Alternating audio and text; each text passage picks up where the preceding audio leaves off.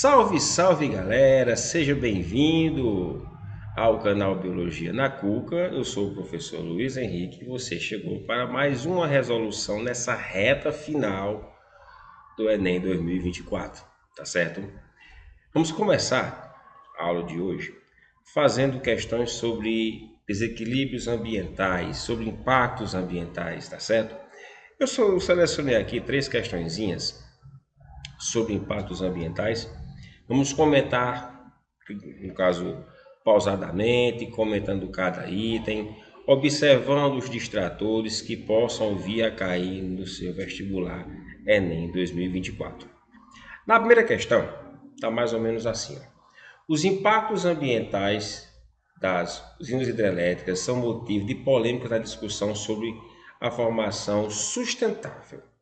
Embora usualmente o conceito de energia limpa ou associada à sustentabilidade. O interessante, galera, que quando você cita usina hidrelétrica, ela sempre utiliza essa ideia de energia limpa que não polui o ambiente. Até certo ponto está correto.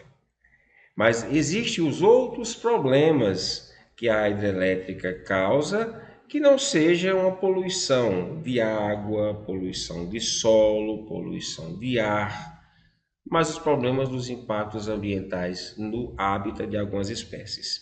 Continuando. As usinas podem causar vários problemas ambientais. Destaca-se o aumento de algumas espécies aquáticas em relação a outras, ocasionando a perda da diversidade das comunidades de peixes, a chamada ictiofauna do local. Olha que interessante essa questão. Ele cita o aumento de algumas espécies em relação às outras, ou seja, a diversidade de peixes aconteceu alguma alteração na chamada ictiofauna do local. Olha que questão massa.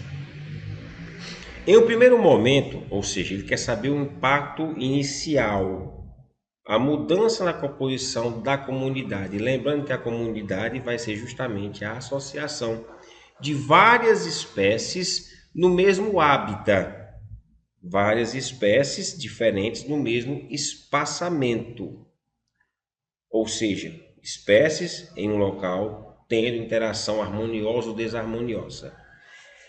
Em um primeiro momento, essa parte você poderia grifar e já deixar como a ideia inicial, a ideia marcante da nossa questão. Em primeiro momento. As alterações dos hábitats causadas pela construção de barragem. Se liga, aconteceu a inundação, aumentou a quantidade de água, liberação de indivíduos, saída, o êxodo da espécie do hábitat inicial para um segundo espaçamento, o desequilíbrio na cadeia alimentar naquela região que a espécie teve que se locomover, a ausência da cadeia alimentar naquele espaço que foi alterado, quer dizer, a nossa resposta está no item A, tá certo? Em um primeiro momento, a alteração do hábitat, aqui ó, o hábitat vai ser a parte principal que vai ser afetada. Luiz, mas teria outros impactos com toda certeza. O crescimento da espécie exótica que saiu do seu hábitat inicial para outro local, a anulação da espécie nativa e assim por diante, a poluição das águas por substâncias pela funcionamento da usina, lembrando que não tem poluição na usina hidrelétrica, o B não condiz. O C, o aumento da taxa de gás carbônico na água, não está associado à emissão de gás de efeito estufa. E letra E, os impactos de imagem de barragem, em função da pressão feita pela água represada. Galera, o item E, aos impactos nas margens da barragem, não, 4 itens aí seriam totalmente fora do contexto, sobrando apenas o item A como resposta correta. Nossa correta é a letra A questão está resolvida, questão nível fácil, nível bom, tá certo? Já num segundo momento, uma segunda questão de prova sobre impactos ambientais. Só que nesse caso já vai ser uma melhoria. Se liga para cá. Corredores ecológicos, aí você já marcaria isso aqui. Corredores ecológicos visam mitigar efeitos da fragmentação no caso do espaço, promovendo uma ligação entre diferentes áreas, ou seja, eu vou fazer um caminho que pode ser através da água, nas barragens, nas hidrelétricas também, para que o peixe consiga subir para reproduzir, que é o caso da piracema, e também no caso do espaçamento do solo, ligando duas áreas que foram cortadas por uma rodovia ou algo do tipo, tá certo?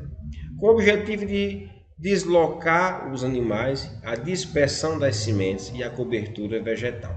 Lembrando que essa segunda observação, dispersão de semente, aí eu cito aquela aula que nós explicamos aqui sobre a disseminação, né?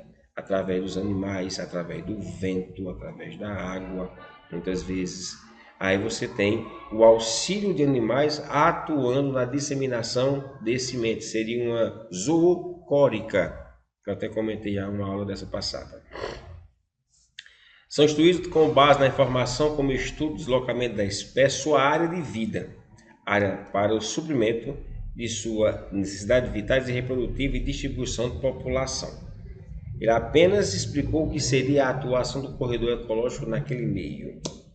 A estratégia de recuperação da biodiversidade é efetiva por quê?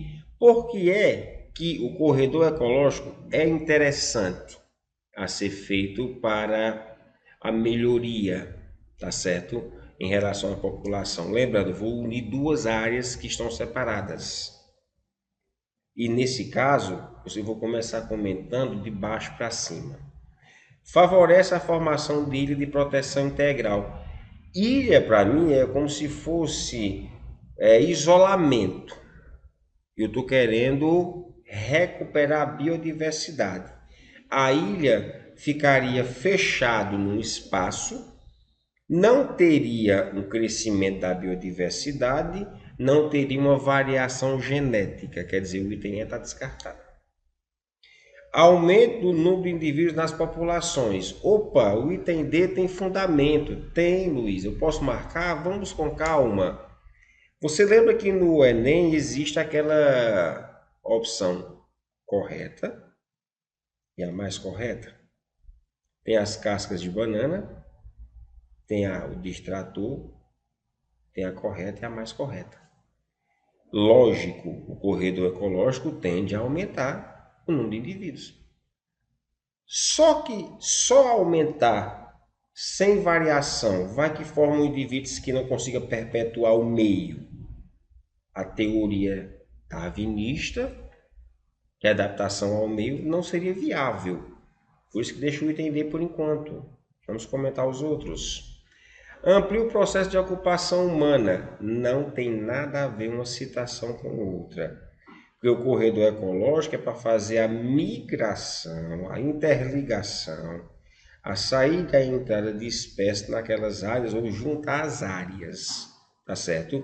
Intensificar o manejo da espécie. Se fosse manejo, seria uma intensificação direta. O homem estaria sempre atuando lá, fazendo a colocação do alfa no meio para reprodução, para perpetuação da espécie, tirava o mais fraco, né? Seria uma seleção artificial.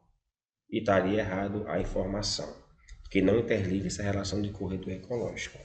Sobrou o item A. Propicia o fluxo gênico. Fluxo gênico, passagem, troca de informação genética, variabilidade genética, ou seja, aumenta a população e automaticamente aumenta a variação genética. Os mais fortes vão prevalecer. Quer dizer, vai aumentar não só a população, como vai aumentar a biodiversidade e aumenta a parte genética, a variação. Por isso que o item mais correto dessa questão é o item A, tá certo? É o item A, como está aí no caso do vídeo. Luiz, é uma questãozinha boa, rápida, certo? Você, aluno, é fera, você sabe como é que faz a questão. Marca a informação mais correta e vamos para frente. Duas questõezinhas bem interessantes. Questão 3 diz o seguinte: nos ambientes tropicais, os modelos convencionais de produção agrícola têm gerado degradação dos ambientes naturais e de manejo de cada vez mais caro e trabalhoso. A legislação brasileira, o sistema agroflorestal, os SAFs, são sistemas de uso e ocupação do solo, em que plantas lenhosas perenes são manejadas e associadas a plantas herbáceas, arbustivas arbóreas, culturas agrícolas e forrageiras em uma mesma unidade de manejo, de acordo com o arranjo espacial temporal com a alta diversidade de espécies e interações entre os componentes. Luiz, a questão ela é bem interessante, porque ele fala sobre o modelo convencional da produção agrícola e a interação com outros vegetais. Porém, é o seguinte, os SAFs são atualmente muito adotados com estratégia de manejo ambiental no Brasil. Por quê? Porque é que é utilizado esse manejo ambiental no Brasil, essa interação existente entre a vegetação. Bem fácil. Garantem a produção de plantas exóticas. Galera, plantas exóticas são plantas que não são nativas daquela região, são introduzidas em algum local específico que não é nativo deles. O que é que pode acarretar? Competição. Serve tanto para plantas como serve também para animais. Não é interessante os SAFs colocar a planta exótica em uma região se eu estou trabalhando com algo caro e trabalhoso. Eu preciso de plantas que sejam nativas, que interajam facilmente com outras plantas, que evitem competições. Possibilita a manutenção da monocultura típica. Mas observe que na questão ele me dá N citações como plantas lenhosas perenes, plantas arbustivas, herbáceas, arbóreas e culturas agrícolas. Quer dizer, eu tenho uma diversidade de plantas no mesmo espaço. Lógico, não está associada a manter uma monocultura, e sim uma cultura mista. Aumenta a produção de culturas transgênicas. Não foi nada citado sobre transgenia, alteração de genoma, modificação de variação genética. Aí está acontecendo uma diversidade de plantas no mesmo espaço, quando ele diz com alta diversidade de espécies e interações dos componentes. Não tem nada a ver com transgenia. Já o item D me diz, permite que eu utilize o solo com culturas diversas. O texto já me dava a resposta quando ele falou justamente sobre isso, o manejo, de eu colocar plantas perenes com outros tipos de vegetações. Favorece a adaptação de planta lenhosa madeireira. Não foi citado isso. Lenhoso, perene, lenhoso, madeireiro, não é uma associação. Quer dizer, a questão já me dava no texto a resposta, que é o que acontece no Enem. O texto base já traz a resposta, aí você só vai fazer o que? A intercalação, a observar o ponto máximo da resposta. Quer dizer, na questão, você vai ver aí, a letra correta é a letra D, tá certo? Eu vou até marcar aqui, ó. A resposta é a letra D, tá certo? 3 questõezinhas resolvidas sobre o desequilíbrio ambiental. Curte, compartilha, dá o like, comenta se possível, solicita mais informações. Estamos aqui para, até domingo, colocar mais questões do Enem, tirar vossas dúvidas. Fico por aqui, professor Luiz Henrique. Abraço para todo mundo e até a próxima. Biologia na Cuca está na área para ajudar você na prova do Enem. Abraços. Tchau, tchau.